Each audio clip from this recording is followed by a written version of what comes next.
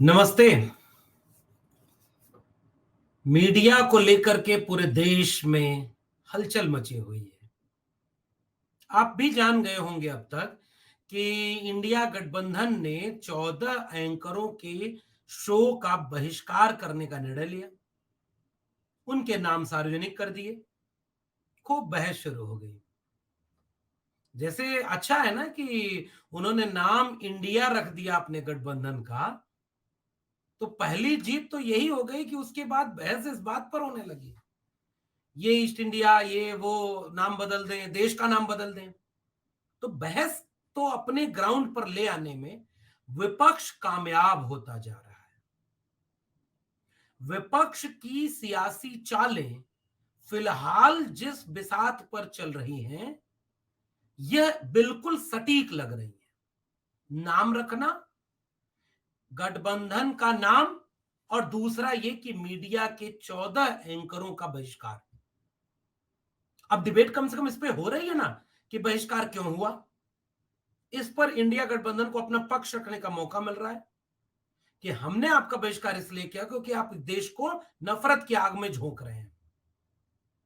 और दूसरी तरफ अपना जो विपक्षी खेमा है, जो जो चाहता है कि बहिष्कार होने पर ये गलत है, तो वो कह रहा है कि लोकतंत्र की हत्या हो गई, आपातकाल आ गया, बहुत सारी चीजें वो कह रहा है।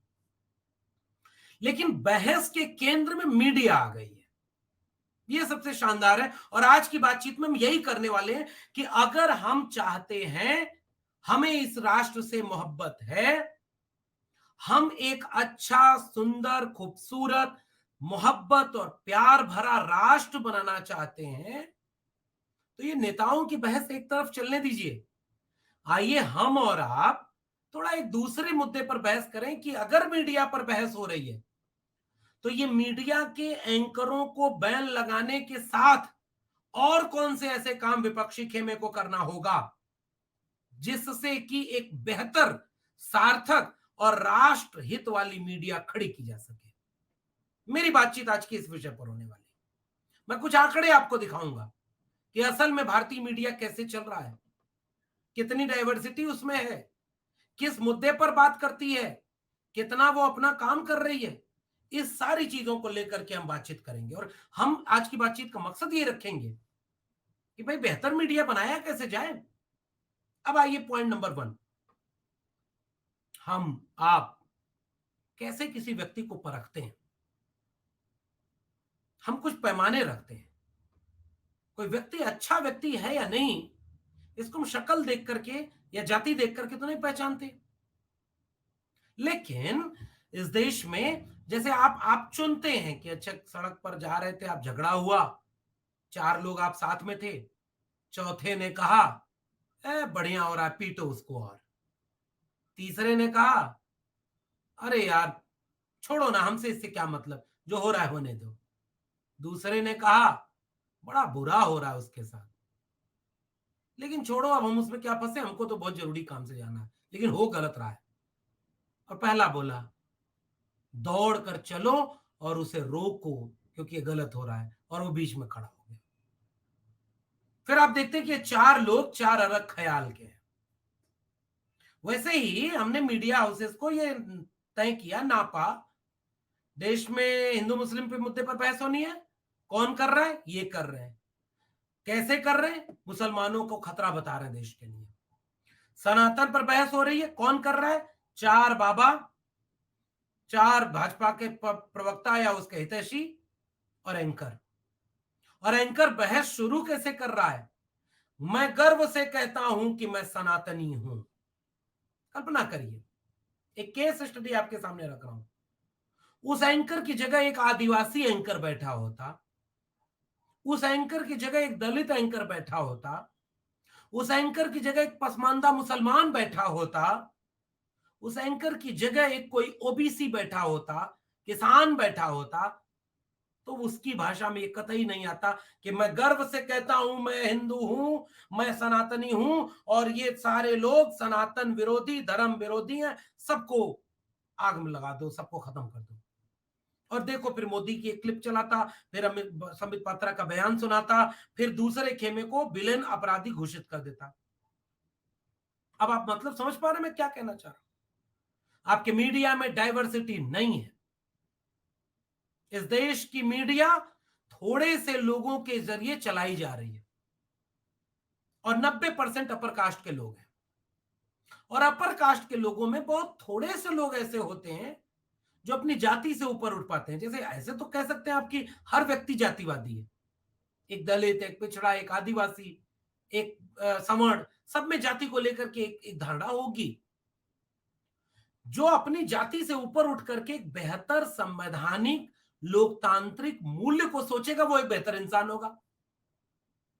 तो जो एंकर अपनी जाति के हित और अपने एक कनेक्शन जो उनका मालिक का, भारत के नेताओं का और एंकर का, तीनों का कनेक्शन अगर मिल रहा है, मान लो तीनों की जाति एक है, तो ये एक चीज हो गई।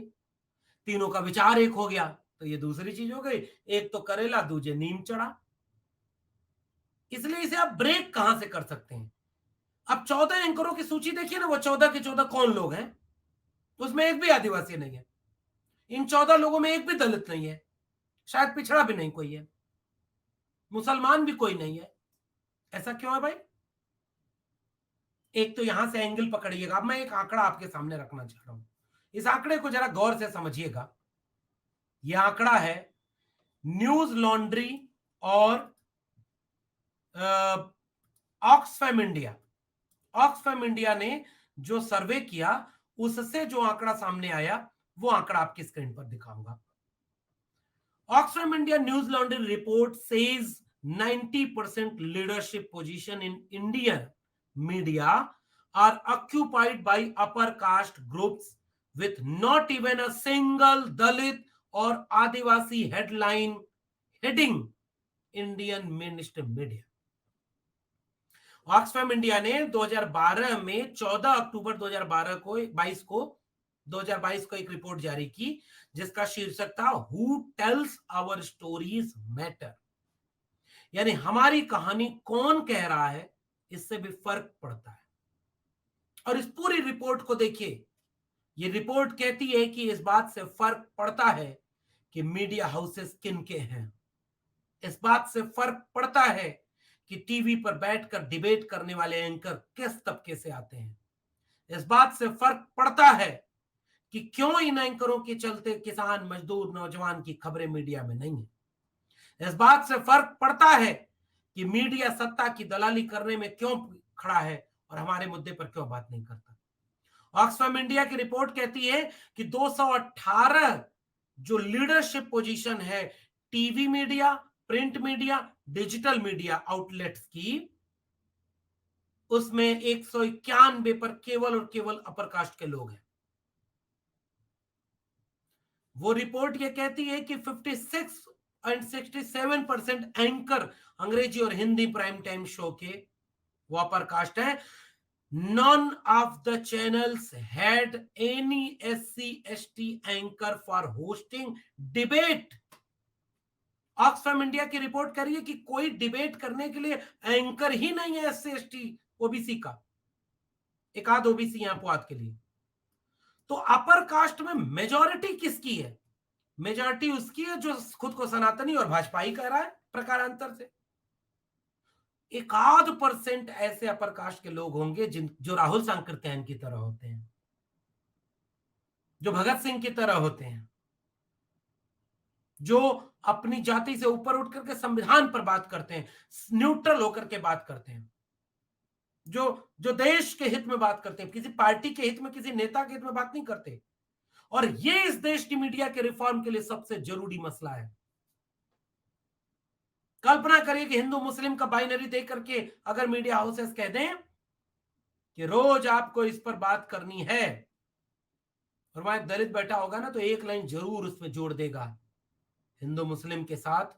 अगर वो सजग है, जागरूक है, वो अगर किसी सत्ता का, किसी चाटुकार, किसी नेता का गुलाम नहीं है, वो वैचारिक रूप से थोड़ा भी सजग है, तो जिस दिन टीवी मीडिया पर बैठ करके कहा जाता है कि रोज हिंदू मुस्लिम करो, रोज ज्ञानवापी काशी और मथुरा अयोध्या करो, रोज जाकर के मुसलमानों को इस देश का दुश्मन बताओ, रोज जाकर के लिंचिंग में कहो कि धर्म खतरे में है और हिंदुओं की यात्रा पर अटैक हो गया, वहां एक मुस्लिम एंकर अगर बैठा होता और उसे रिपोर्टिंग करनी होती, तो अभी 2 दिन पहले की एक वीडियो आपने पता नहीं देखी कि नहीं, ये पश्चिमी यूपी का यूट्यूब सोशल मीडिया पर चलने लगा कि एक यात्रा शोभा यात्रा पैदल चुपचाप जा रही है, हालांकि चुपचाप नहीं, वो तेज लाउड गाने बजते हैं और गाने केवल नफरत के होते हैं, मुल्लाओं के गाली देते हुए, मुसलमानों को गाली देते हुए, उसको भी वो कहते हैं शांतिपूर्ण जा रही होती है। और एक लड़का झंडा हनुमान का लेकर के तेजी से दाएं बाएं कर रहा होता है, एक आदमी आके उससे झंडा छीनता है, रोकता है, कहता है कि ये मत करो यहां पर।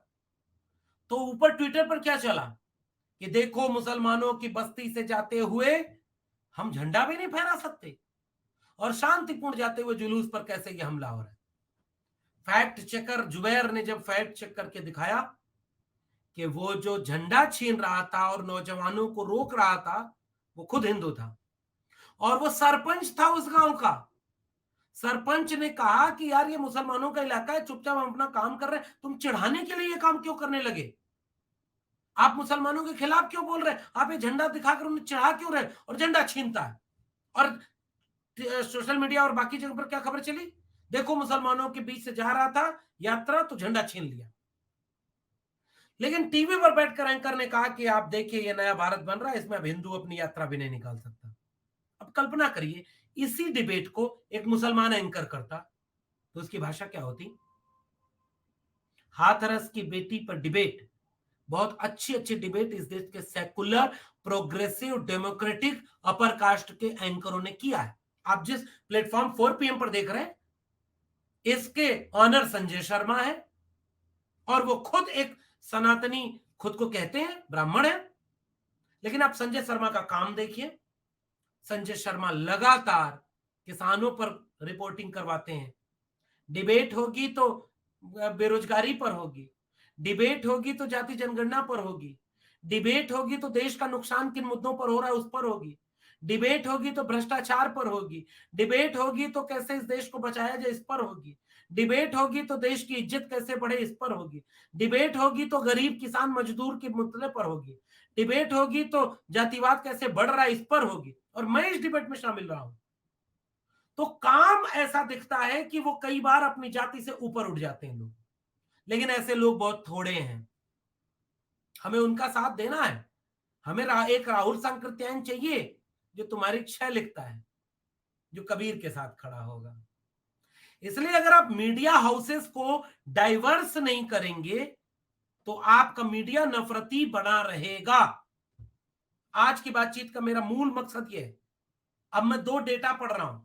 द बिजनेस स्टैंडर्ड में एक रिपोर्ट छपी है और द बिजनेस स्टैंडर्ड की रिपोर्ट, ये रिपोर्ट कहती है कि देश में दुनिया के 180 देशों में प्रेस की आजादी के लिहाज से पहले पर नॉर्वे है, आखिरी पर नॉर्थ कोरिया है 180वें पायदान पर, और 161 यानी 161वें पायदान पर भारत है। नीचे से 20वां, ऊपर से नहीं, ऊपर से 161वें पायदान पर भारत है कि प्रेस को कितनी आजादी दिया हुआ है, नीचे से 20वें पर है। इस देश के हर एक नागरिक को इसकी चिंता नहीं होनी चाहिए क्या कि वो अपने देश में क्या ऐसी मीडिया चाहता है जो दुनिया के 180 देशों की रैंकिंग में 160वें नंबर पर हो? ये पूरे राष्ट्र का प्रश्न है। दूसरी रिपोर्ट, और दूसरी रिपोर्ट बहुत महत्वपूर्ण है, इसको आप सबको देखना और समझना चाहिए। Where trust in the news is highest and lowest, उसी ऑक्सफैम की रिपोर्ट में यह आंकड़ा है। Finland 65% agree. अब ये रिपोर्ट क्या करी, percentage of agreeing you can trust news most of time, यानी ये एक ऐसी सूची है कि जिसमें किस देश के कितने प्रतिशत लोग अपने देश की मीडिया पर भरोसा करते हैं कि हमारी मीडिया अच्छा काम कर रही है। फिनलैंड के 65% लोग अपने देश की मीडिया पर भरोसा करते हैं, वो नंबर 1 पर है। यूनाइटेड स्टेट गया गुजरा है, 29% लोग यूनाइटेड स्टेट के हैं जो अपनी मीडिया पर भरोसा करते हैं।